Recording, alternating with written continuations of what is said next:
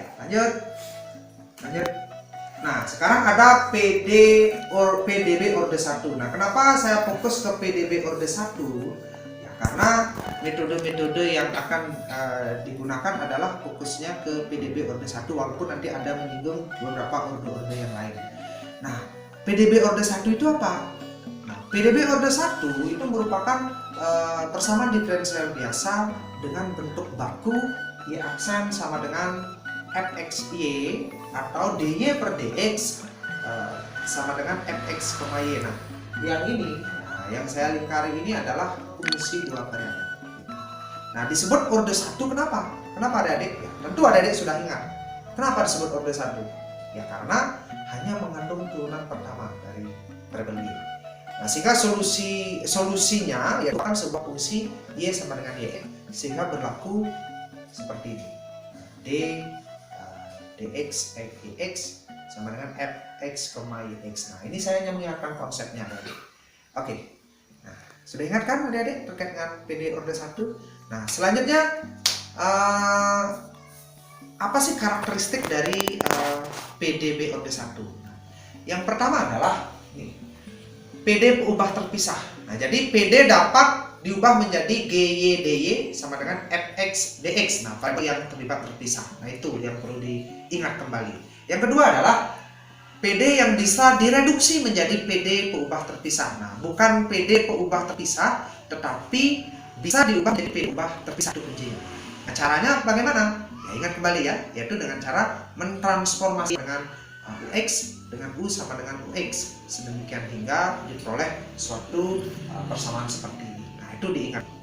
Yang ketiga, bagaimana karakteristiknya? Yaitu berupa PD linier orde 1. Ya, bentuk umumnya ya dy per dx plus px sama dengan qx. Nah, dapat diselesaikan menggunakan bantuan faktor integrasi. Ya, tentu ingat kembali konsep kalkulusnya. Dan yang terakhir adalah PD Bernoulli. Nah, ada karakteristik PD Bernoulli, ya, bentuk umumnya y aksen plus pxy sama dengan qxy pangkat n untuk n elemen R. Nah, di sini sudah jelas. Nah, apabila n sama dengan 0 atau 1, maka diperoleh kembali PD linier orde 1. Nah, itu beberapa karakteristik dari PD orde 1 yang biasanya sering akan digunakan dalam menentukan atau mempelajari metode-metode yang akan dipelajari pada bagian modul ini. Ya.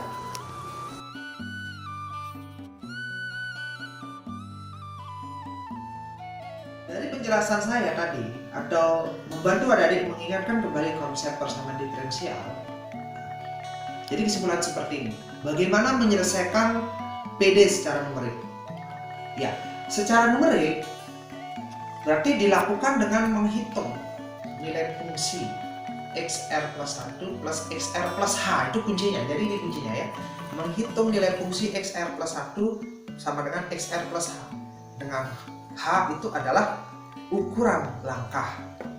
Nah, itu kuncinya adik-adik. Nah, mau lebih lanjut seperti apa ya? Harus dipelajari kegiatan belajar, video-video, materi yang selanjutnya nanti.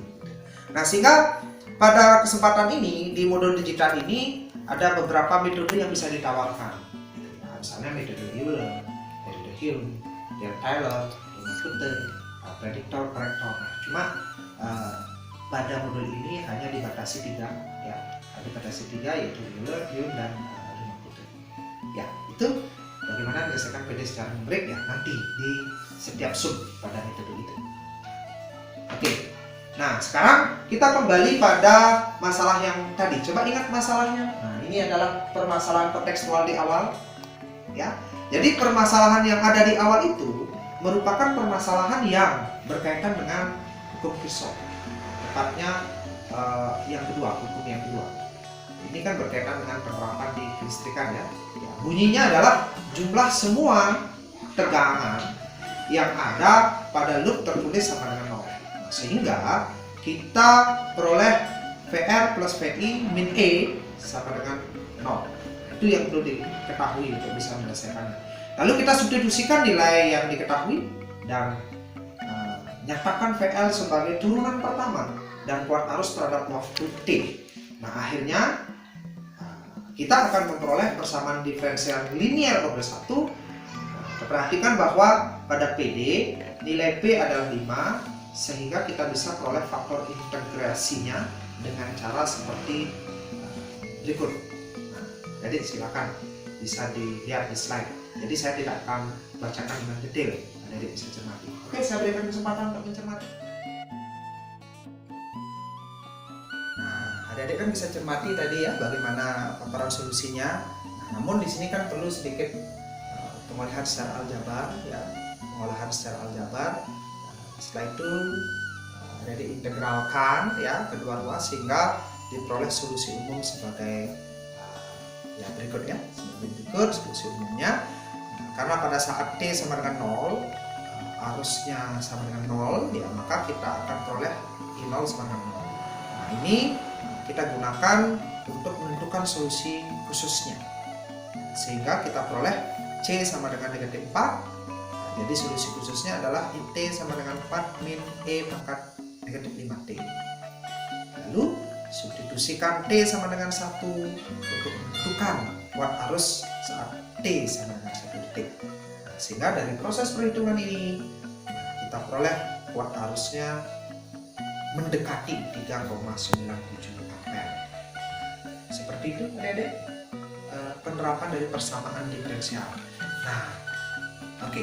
Ya, nah jadi